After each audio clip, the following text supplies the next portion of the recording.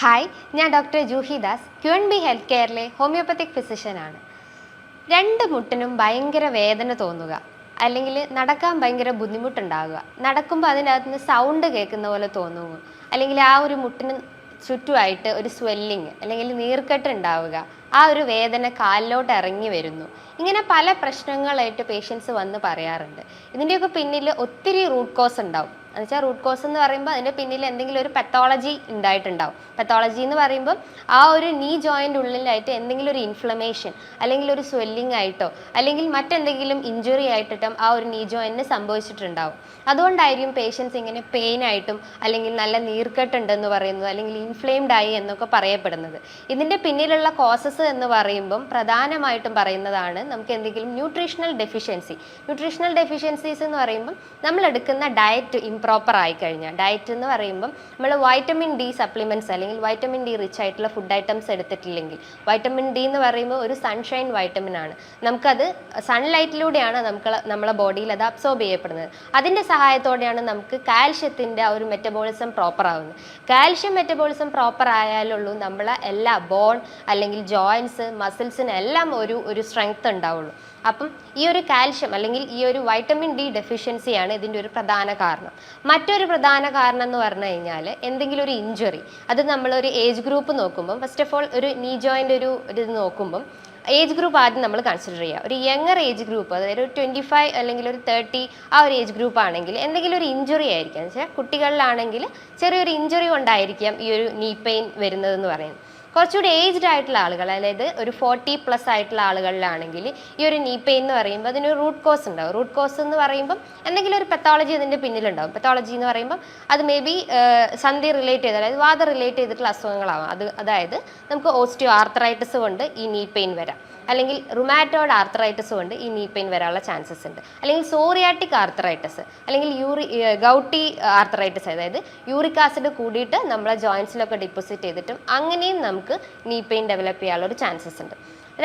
മൂന്നാമതായിട്ടുള്ളൊരു cos എന്ന് പറഞ്ഞു കഴിഞ്ഞാൽ നമുക്ക് ഈ ഡെഫിഷ്യൻസി എന്ന് പറഞ്ഞു. പിന്നെ ഒന്ന് പറയുന്നതാണ് നമുക്ക് സ്ത്രീകളിൽ നോക്കുമ്പം ഒരു പ്രായം എത്തുന്നതിൻ്റെ മുന്നേ തന്നെ അവരെ യൂട്രസ് റിമൂവ് ചെയ്യുന്ന ഒരു കണ്ടീഷൻസ് ഉണ്ടെങ്കിൽ, അതായത് അവർക്ക് ഫൈബ്രോയിഡോ അല്ലെങ്കിൽ എന്തെങ്കിലും ഒരു സിസ്റ്റൊക്കെ ഉണ്ടെങ്കിൽ ചിലപ്പം ആ ഒരു യൂട്രസ് റിമൂവ് ചെയ്യാനുള്ള ഒരു ചാൻസസ് ഉണ്ട്. അപ്പോൾ അത് റിമൂവ് ചെയ്ത് കഴിഞ്ഞാലും ഈ ഒരു നീ പെയിൻ വരാനുള്ള ചാൻസസ് ഉണ്ട്. മറ്റൊരു പ്രധാനപ്പെട്ട കാരണം എന്ന് പറഞ്ഞു കഴിഞ്ഞാൽ തൈറോയിഡ് റിലേറ്റ് ചെയ്തിട്ടുള്ള ഇഷ്യൂസ് ഉണ്ടെങ്കിൽ, അതായത് ഹൈപ്പോ തൈറോയിഡിസം പോലത്തെ എന്തെങ്കിലും മെറ്റബോളിക് ഡിസോർഡേഴ്സ് ഉണ്ടെങ്കിൽ നമുക്ക് നീ പെയിൻ വരാനുള്ള ചാൻസസ് വളരെ കൂടുതലാണ്. മറ്റൊരു കാരണം എന്ന് പറഞ്ഞാൽ ഞാൻ പറഞ്ഞു, നമ്മൾ ഏജ് ഗ്രൂപ്പ് നോക്കുമ്പോൾ യങ്ങർ ഏജ് ആയാലും എൽഡർ ഏജ് ഗ്രൂപ്പ് ആയാലും നമുക്ക് എന്തെങ്കിലും ഇഞ്ചുറി സംഭവിച്ചിട്ടുണ്ടെങ്കിൽ, ഇഞ്ചുറി എന്ന് പറയുമ്പോൾ ചിലപ്പോൾ നമ്മൾ കുഞ്ഞിലേ വീണതായിരിക്കും, അത് ചിലപ്പോൾ നമ്മൾ അത്ര സിവിയറായി കണ്ടിട്ടുണ്ടാവില്ല. ജസ്റ്റ് ആ ഒരു ഇതിന് നമ്മൾ ചുമ്മാ അങ്ങ് തള്ളിക്കളയും, എന്താന്നുള്ള ഒരു കോസ് നോക്കാതെ നമ്മളത് ചുമ്മാ അങ്ങ് തള്ളിക്കളയും. പിന്നീടായിരിക്കും നമുക്ക് ആ ഒരു വേദന സിവിയർ ആകുമ്പോഴായിരിക്കും നമ്മളൊരു കോസ് മനസ്സിലാക്കുന്നത്, അല്ലെങ്കിൽ നമുക്കൊരു ഇഞ്ചുറി പറ്റിയിട്ടുണ്ടെന്ന് നമുക്ക് കോസ് മനസ്സിലാവുന്നത്. അപ്പം ഇഞ്ചുറി ഇതിൻ്റെ ഒരു പ്രധാനപ്പെട്ട ഒരു കാരണം എന്ന് പറഞ്ഞു. മറ്റൊരു പ്രധാനപ്പെട്ട ഒരു കാരണം എന്ന് പറഞ്ഞു കഴിഞ്ഞാൽ ഇന്നത്തെ ഒരു ലൈഫ് സ്റ്റൈൽ ഇതിൽ വരുന്നതാണ് ഒബേസിറ്റി, അഥവാ അമിതവണ്ണമുള്ള ആളുകൾ. ഇത് ബിക്കോസ് നമ്മളെ നീ ജോയിൻറ്റ് അല്ലെങ്കിൽ ജോയിൻസിൻ്റെ ഒരു പ്രധാന ഫങ്ഷൻ എന്ന് പറഞ്ഞു കഴിഞ്ഞാൽ നമ്മളെ വെയ്റ്റിനെ താങ്ങി നിർത്തുന്നത് ഈ ജോയിൻസ് ആണ്. ബിക്കോസ് ഒരു ജോയിൻറ്റ് അല്ലെങ്കിൽ ഒരു നീ ജോയിൻറ്റിന് ഒരു 4 ഇരട്ടി നമ്മളെ ബോഡി വെയ്റ്റിൻ്റെ ഒരു 4 ഇരട്ടിയോളം അതിന് താങ്ങാനുള്ള ഒരു കപ്പാസിറ്റി ഉണ്ട്. അതിലധികമാവുമ്പോൾ അല്ലെങ്കിൽ നമ്മളെ ബോഡി വെയ്റ്റ് അധികമാവുമ്പോഴാണ് നമുക്ക് ഈ ഒരു വേദന അല്ലെങ്കിൽ ഒരു സ്റ്റിഫ്നെസ് ഒക്കെ ഡെവലപ്പ് ചെയ്യുന്നത്. അപ്പം ഒബേസിറ്റി ഇതിൻ്റെ ഒരു പ്രധാന കാരണമെന്ന് നമുക്ക് പറയപ്പെടാം. ഈ ഒരു കോസസ് അല്ലെങ്കിൽ ഇത്തരം കോസസ് ആണ് നമുക്ക് ഈ ഒരു നീ പെയിൻ അല്ലെങ്കിൽ ആ ഒരു സ്വെല്ലിങ് അല്ലെങ്കിൽ ഇൻഫ്ലമേഷനിലേക്കൊക്കെ ലീഡ് ചെയ്യുന്നത്. 90% ആളുകളിലും ഇവർ ചെയ്യുന്ന ഇത്തരം വേദന വന്നു കഴിഞ്ഞാൽ അവരെന്തെങ്കിലും ഓയിലോ അല്ലെങ്കിൽ എന്തെങ്കിലും ഒരു പെയിൻ ബാമൊക്കെ യൂസ് ചെയ്തിട്ട് അത് താൽക്കാലികമായിട്ട് അതിനെ ശമിപ്പിക്കുന്നു. അതിന് ഒരു ഫർദർ ട്രീറ്റ്മെൻറ്റ് എടുക്കാതെ അതിങ്ങനെ കാലാകാലം നിലനിന്ന് പോകുന്നു. അപ്പോൾ ഒരു ട്രീറ്റ്മെൻറ്റ് എടുത്തു കഴിഞ്ഞാലുള്ള അതിൻ്റെ റൂട്ട് കോസ് എന്താണ്, അല്ലെങ്കിൽ എന്തുകൊണ്ടാണ് അത് വന്നിട്ടുള്ളത്, അതായത് ന്യൂട്രീഷണൽ ഡെഫിഷ്യൻസി ആണോ അല്ലെങ്കിൽ ഇഞ്ചുറി കൊണ്ടാണോ വന്നിട്ടുള്ളതെന്ന് നമുക്ക് ഒരു പ്രോപ്പറായിട്ട് അതിൻ്റെ കാരണം മനസ്സിലാക്കണം. എന്നാലേ ഉള്ളൂ നമുക്ക് അതിൻ്റെ ഒരു ഫർദർ ട്രീറ്റ്മെൻറ്റിലേക്ക് മൂവ് ചെയ്യാൻ പറ്റത്തുള്ളൂ. അപ്പം ഈ ഒരു നീ പെയിന് ഇത്രയും കോസസ് ഉണ്ടെന്ന് പറഞ്ഞു. അപ്പം നമ്മൾ എന്തായാലും അതിൻ്റെ റൂട്ട് കോസ് ക്ലിയർ ആക്കിയതിന് ശേഷമേ നമ്മൾ അതായത് ന്യൂട്രീഷണൽ ഡെഫിഷ്യൻസി ആണെങ്കിൽ അത് ക്ലിയർ ആക്കുക. ന്യൂട്രീഷണൽ എന്ന് പറയുമ്പം vitamin D deficiency, calcium deficiency ആവാം, അല്ലെങ്കിൽ മെഗ്നീഷ്യം, സിങ്ക്, സെലീനിയം പോലത്തെ എന്തെങ്കിലും ഒരു ഡെഫിഷ്യൻസീസ് കൊണ്ടോ ഇത്തരം നീ പെയിൻ അല്ലെങ്കിൽ എന്ത് സംബന്ധമായിട്ടുള്ള രോഗങ്ങൾ വരാനുള്ള ചാൻസസ് വളരെ കൂടുതലാണ്. അപ്പം നമ്മൾ ആ ഒരു റൂട്ട് കോസ് ആദ്യം ക്ലിയർ ആക്കണം. റൂട്ട് കോസ് ക്ലിയർ ആക്കിയാലേ ഉള്ളൂ എല്ലാം നമുക്ക് അതിൻ്റെ എന്താണോ പ്രശ്നങ്ങളുള്ളത് അത് നമുക്ക് കറക്റ്റ് ചെയ്യാൻ പറ്റുള്ളൂ. അപ്പം ഈ ഒരു നീ പെയിൻ അല്ലെങ്കിൽ ഈ ഒരു നീ പെയിൻ്റെ അല്ലെങ്കിൽ ആ ഒരു നീ ജോയിൻ്റെ ആ ഒരു സ്ട്രക്ചർ എന്തൊക്കെയാണ്, എന്താണ് അതിൽ അടങ്ങിയിട്ടുള്ളതെന്ന് നമുക്ക് ആദ്യം പറയാം. നീ ജോയിൻ്റ് എന്ന് പറയുമ്പോൾ ഒരു 4 ബോൺ ജോയിൻ ചെയ്തിട്ടുള്ളതാണ്. അപ്പോൾ ആ ഒരു 4 ബോണിൽ ഏതെങ്കിലും ഒരു ബോണിന് ഒരു ഡിഫോമിറ്റി വന്നു കഴിഞ്ഞാൽ, അതായത് ടിബിയ, ഫിബുല, പെറ്റല, ഇതിലൊക്കെ എന്തെങ്കിലും ഒരു ഡിഫോമിറ്റി വന്നു കഴിഞ്ഞാൽ അല്ലെങ്കിൽ ഒരു ഇഞ്ചുറി വന്നു കഴിഞ്ഞാൽ നമുക്ക് വേദന ഡെവലപ്പ് ചെയ്യാനുള്ള ഒരു ചാൻസസ് ഉണ്ട്.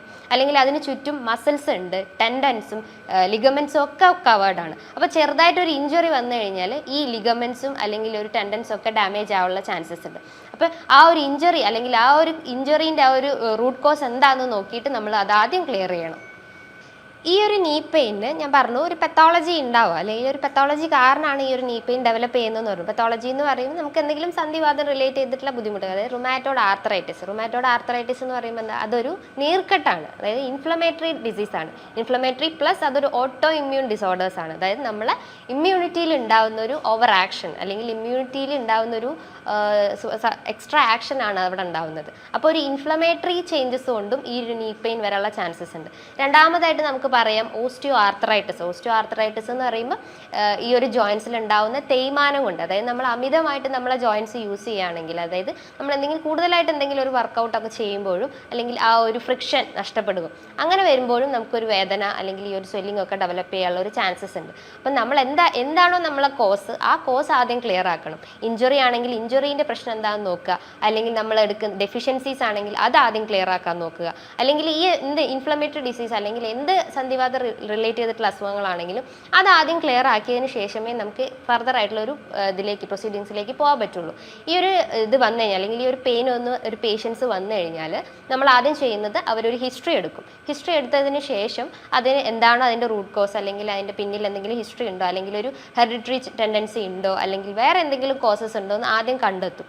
എന്നിട്ട് പേഷ്യൻസിൻ്റെ സിംറ്റംസ് എല്ലാം ഡീറ്റെയിൽ ആയിട്ട് എഴുതിയതിന് ശേഷം ആ പേഷ്യൻ്റെ അതായത് ഒരു ഇൻവെസ്റ്റിഗേഷന് സെൻഡ് ചെയ്യും. ഇൻവെസ്റ്റിഗേഷൻ എന്ന് പറയുമ്പോൾ നമുക്ക് നീ ജോയിൻറ്റിൻ്റെ ആ ഒരു എക്സ്റേ നമുക്ക് എടുക്കാം. എക്സ്റേ എടുത്തു കഴിഞ്ഞാൽ ആ ഒരു ജോയിൻറ്റ് അല്ലെങ്കിൽ ആ ഒരു ബോണിന് എന്തെങ്കിലും ഒരു ഡിഫോമിറ്റി അല്ലെങ്കിൽ ഫ്രാക്ചറൊക്കെ സംഭവിച്ചിട്ടുണ്ടെങ്കിൽ എക്സ്റേയിലൂടെ മനസ്സിലാക്കാം.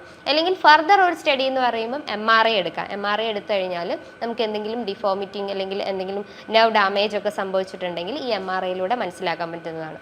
ഇനിയിപ്പം നമുക്ക് ബ്ലഡ് ടെസ്റ്റ് ചെയ്ത് കഴിഞ്ഞാൽ നമുക്ക് ഇൻഫ്ലമേറ്ററി ചേഞ്ചസ് ആണെങ്കിൽ നമുക്ക് C റിയാക്റ്റീവ് പ്രോട്ടീൻ ടെസ്റ്റ് ചെയ്യാം. C റിയാക്റ്റീവ് പ്രോട്ടീനിലൂടെ നമുക്ക് ഈ ഒരു ഇൻഫ്ലമേറ്ററി ചേഞ്ചസ് ഉണ്ട് അല്ലെങ്കിൽ ജോയിൻസിന് എന്തെങ്കിലും എക്സ്ട്രാ ഇതുണ്ടെങ്കിൽ ഈ C റിയാക്റ്റീവ് പ്രോട്ടീനിലൂടെ മനസ്സിലാക്കാം. അല്ലെങ്കിൽ ANTI-CCP ചെയ്യാം. ANTI-CCP എന്ന് പറയുമ്പോൾ അതായത് റുമാറ്റോയ്ഡ് ആർത്രൈറ്റിസ് കേസസിലും ANTI-CCP ചെയ്യാവുന്നതാണ്. അതേപോലെ തന്നെയാണ് നമുക്ക് ബ്ലഡ് ടെസ്റ്റിൽ വരുന്നതാണ് കാൽഷ്യം ഡെഫിഷ്യൻസി ചെക്ക് ചെയ്യാം, അല്ലെങ്കിൽ കാൽഷ്യത്തിൻ്റെ സെറം കാൽഷ്യം ലെവൽ നോക്കാം. വൈറ്റമിൻ ഡി ഡെഫിഷ്യൻസി ഉണ്ടെങ്കിൽ അത് നമുക്ക് വൈറ്റമിൻ ഡി ടെസ്റ്റ് ചെയ്ത് കഴിഞ്ഞാൽ അതിനെന്തെങ്കിലും ഡെഫിഷ്യൻസി ഉണ്ടെങ്കിൽ ഈ ഒരു ബ്ലഡ് ടെസ്റ്റിലൂടെ മനസ്സിലാക്കാം. അപ്പം നമ്മൾ എന്താണോ നമ്മളെ കോസ് ഉണ്ടെങ്കിൽ അത് ആദ്യം ക്ലിയർ ആക്കാൻ നോക്കുക. അപ്പം ന്യൂട്രീഷണൽ ഡെഫിഷ്യൻസി ആണെങ്കിൽ നമ്മൾ പ്രോപ്പറായിട്ടുള്ള ഒരു ഡയറ്റ് മെയിൻറ്റെയിൻ ചെയ്യാൻ ശ്രമിക്കുക. ഡയറ്റ് എന്ന് പറയുമ്പോൾ നമ്മൾ ബോൺസിന് സ്ട്രെങ്ത് കൊടുക്കുന്ന നല്ല രീതിയിലുള്ള ഡയറ്റ് ഫോളോ ചെയ്യാൻ ശ്രമിക്കുക. ബോൺസിന് സ്ട്രെങ്ത് കൊടുക്കുക എന്ന് പറയുമ്പോൾ നല്ല രീതിയിലുള്ള ഡയറ്റ് എന്ന് പറയുമ്പോൾ നല്ലതായിട്ടുള്ള വൈറ്റമിൻ ഡി റിച്ച് ആയിട്ടുള്ള ഫുഡ് ഐറ്റംസ്, നമുക്ക് മഷ്റൂംസ് എടുക്കാം അല്ലെങ്കിൽ മറ്റ് വെജിറ്റബിൾസ് ഒക്കെ എടുക്കാം. മെയിനായിട്ടുള്ള ഒരു വൈറ്റമിൻ ഡിൻ്റെ സോഴ്സ് എന്ന് പറയുമ്പം സൺലൈറ്റ് ആണ്. അപ്പോൾ സൺലൈറ്റ് നന്നായിട്ട് എക്സ്പോഷർ ആയിട്ടുണ്ടാവുക, അതായത് 9 to 10 അല്ലെങ്കിൽ 9 to 3 PM ഉള്ളിൽ സൺലൈറ്റ് എക്സ്പോഷർ ഇൻക്രീസ് ചെയ്യിപ്പിക്കാം. പിന്നെ നമുക്ക് കാൽഷ്യം റിച്ച് ആയിട്ടുള്ള ഫുഡ് ഐറ്റംസ് എടുക്കാം. കാൽഷ്യം എന്ന് പറയുമ്പം നമുക്ക് ചെറിയ ചെറിയ മത്സ്യങ്ങൾ, അതിനകത്തൊക്കെ ഒരുപാട് omega-3 ഫാറ്റി ആസിഡ്സ് അടങ്ങിയിട്ടുണ്ട്. ചെറിയ മത്സ്യങ്ങൾ എന്ന് പറയുമ്പോൾ അയല, മത്തി പോലത്തെ ചെറിയ ചെറിയ മത്സ്യങ്ങൾ കഴിക്കാം. അതേപോലെ തന്നെ നമുക്ക് ധാന്യങ്ങൾ കഴിക്കാം. ധാന്യങ്ങൾ എന്ന് പറയുമ്പം ചെറിയ ചെറിയ ഫ്ലാക്സ് സീഡ്സ്, പംകിൻ സീഡ്സ് ഒക്കെ ഈ ഒരു ഇൻഫ്ലമേറ്ററി ചേഞ്ചസ് ഒക്കെ റെഡ്യൂസ് ചെയ്യാൻ പറ്റും, അല്ലെങ്കിൽ ഡെഫിഷ്യൻസി ഒക്കെ കറക്റ്റ് ചെയ്യാൻ പറ്റുന്നതാണ്. പാൽ ഉൽപ്പന്നങ്ങളും കഴിവതും ഒഴിവാക്കാൻ ശ്രമിക്കുക. ബിക്കോസ് അത് ഈ ഒരു ഇൻഫ്ലമേറ്ററി ചേഞ്ചസിനെ അഗ്രിവേറ്റ് ചെയ്യുക അല്ലെങ്കിൽ അതൊരു ട്രിഗറിങ് ഫാക്ടറായിട്ട് അവിടെ വർക്ക് ചെയ്യുന്നുണ്ട്. അപ്പോൾ പാൽ ഉൽപ്പന്നങ്ങളും ഒഴിവാക്കാൻ ശ്രമിക്കുക.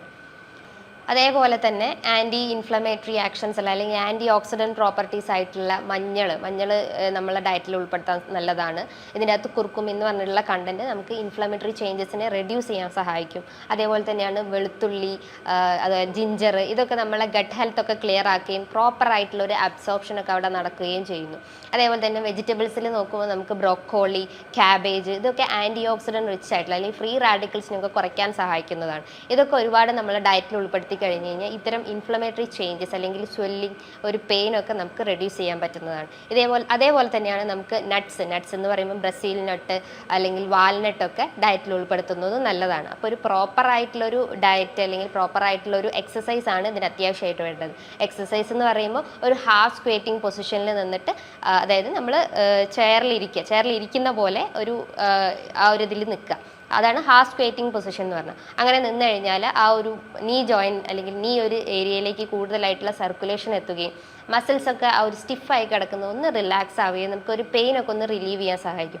പിന്നെ നമുക്ക് ലൈറ്റായിട്ടുള്ള എക്സസൈസൊക്കെ ചെറിയ രീതിയിലൊരു നടത്തമൊക്കെ ചെയ്ത് കഴിഞ്ഞാൽ ഈ ഒരു വേദനയൊക്കെ നമുക്ക് കുറയ്ക്കാൻ പറ്റുന്നതാണ്. ഇനി പെട്ടെന്നുള്ളൊരു വേദനയൊക്കെ ആണെങ്കിൽ നമുക്ക് എന്തെങ്കിലും ഹോട്ട് മസാജ്, അതായത് ഓയിലൊക്കെ തേച്ചിട്ട് നമുക്ക് ഒലിവ് ഓയിലൊക്കെ അപ്ലൈ ചെയ്തിട്ട് നമുക്ക് അവിടെ മസാജ് ചെയ്യുന്നതും നല്ലതാണ്. അല്ലെങ്കിൽ ഒരു ഹോട്ട് ബാഗൊക്കെ അപ്ലൈ ചെയ്ത് കഴിഞ്ഞാൽ ഒരു ടെമ്പററി റിലീഫ് ഉണ്ടാവും. ബട്ട് ഈ ഒരു ഇത് ചെയ്ത് കഴിഞ്ഞാൽ ഒരു ടെമ്പററി മാത്രമേ ഉണ്ടാവുള്ളൂ. അതിനൊരു ഫർദർ ഡോക്ടറെ കണ്ടിട്ട് അല്ലെങ്കിൽ ഡോക്ടറെ നിർദ്ദേശപ്രകാരം നമ്മളൊരു പ്രോപ്പറായിട്ടുള്ളൊരു മെഡിസിൻസ് അല്ലെങ്കിൽ പ്രോപ്പറായിട്ടുള്ളൊരു ഡയറ്റ് അതിന് ഫോളോ ചെയ്യേണ്ടതാണ്. ഒരു ഡോക്ടറെ നിർദ്ദേശപ്രകാരം അല്ലാതെ നമ്മളൊരു സപ്ലിമെൻറ്റ്സും ഡെയിലി എടുക്കാൻ പാടില്ല. വൈറ്റമിൻ ഡി നമുക്ക് ഒരു ഡോക്ടറെ നിർദ്ദേശപ്രകാരം എടുക്കാം. വൈറ്റമിൻ ഡിൻ്റെ ഡെഫിഷ്യൻസി ഉണ്ടെങ്കിൽ അത് കറക്റ്റ് ചെയ്യാൻ വേണ്ടിയിട്ട് നമുക്ക് വീക്ക്ലി അല്ലെങ്കിൽ മന്ത്ലി ആയിട്ടൊക്കെ നമുക്ക് സപ്ലിമെൻറ്റ്സ് എടുക്കാം. ഒരു 600 അല്ലെങ്കിൽ 60K ഒക്കെ മന്ത്ലി അല്ലെങ്കിൽ വീക്ക്ലി എടുക്കുന്നത് നല്ലതാണ്. ഞാൻ പറയുന്നത് ഡോക്ടർ ഒരു നിർദ്ദേശപ്രകാരം മാത്രമേ നമ്മൾ ഇത്തരം സപ്ലിമെൻറ്റ്സ് എടുക്കാൻ പാടുള്ളൂ. ചുമ്മാ ഒരു മെഡിക്കൽ ഷോപ്പിൽ പോയിട്ട് കാൽഷ്യം സപ്ലിമെൻറ്റ്സ് ഒന്നും വാങ്ങി കഴിക്കാൻ പാടില്ല. ബിക്കോസ് കാൽഷ്യം സപ്ലിമെൻറ്റ്സ് ഒക്കെ കൂടുതലായിട്ട് എടുത്തു കഴിഞ്ഞാൽ അത് കിഡ്നി സ്റ്റോണിലേക്ക് ലീഡ് ചെയ്യാനുള്ള ചാൻസസ് വളരെ കൂടുതലാണ്. അതായത് കാൽഷ്യം ഓക്സലേറ്റ് ഒക്കെ കിഡ്നിയിൽ ഡെപ്പോസിറ്റ് ചെയ്തിട്ട് അത് കിഡ്നി സ്റ്റോൺ അല്ലെങ്കിൽ കിഡ്നീൻ്റെ ഫിൽട്രേഷനൊക്കെ ഇംപ്രോപ്പർ ആക്കുകയും അല്ലെങ്കിൽ നമ്മളെ യൂറിനറി ഔട്ട്പുട്ടൊക്കെ ഇംപ്രോപ്പർ ആക്കുകയും ചെയ്യുന്നു. അപ്പോൾ ഒരു ഡോക്ടറെ കൺസൾട്ട് ചെയ്തിട്ട് അതിന് പ്രോപ്പറായിട്ടുള്ള എന്തെങ്കിലും ഒരു ഇൻവെസ്റ്റിഗേഷനൊക്കെ ചെയ്തതിന് ശേഷമേ നമ്മൾ ഏതൊരു സപ്ലിമെൻറ്റ്സ് അല്ലെങ്കിൽ ഏതൊരു മെഡിക്കേഷൻസും സ്റ്റാർട്ട് ചെയ്യാൻ പാടുള്ളൂ. ഈ പറഞ്ഞിട്ടുള്ള അതായത് ഡയറ്റ് നമ്മൾ നോക്കുക, എക്സസൈസ് മെയിൻറ്റെയിൻ ചെയ്യുക, പ്രോപ്പറായിട്ടുള്ളൊരു വാക്ക് അല്ലെങ്കിൽ പ്രോപ്പറായിട്ടുള്ളൊരു സ്ലീപ്പൊക്കെ മെയിൻറ്റെയിൻ ചെയ്തതിന് ശേഷം ഈ ഒരു വേദന നമുക്ക് അല്ലെങ്കിൽ ഈ ഒരു പെയിൻ അല്ലെങ്കിൽ ഒരു ഇൻഫ്ലമേറ്ററി ചേഞ്ചസ് ഒക്കെ നമുക്ക് റെഡ്യൂസ് ചെയ്യാൻ പറ്റുന്നതാണ്. ഇനി ഇതുമായി ബന്ധപ്പെട്ട് നിങ്ങൾക്ക് എന്തെങ്കിലും സംശയങ്ങൾ ഉണ്ടെങ്കിൽ താഴെ കാണുന്ന നമ്പറിൽ കോൺടാക്ട് ചെയ്യാവുന്നതാണ്. ഇനിയും മറ്റൊരു വീഡിയോയുമായി വീണ്ടും കാണാം. താങ്ക്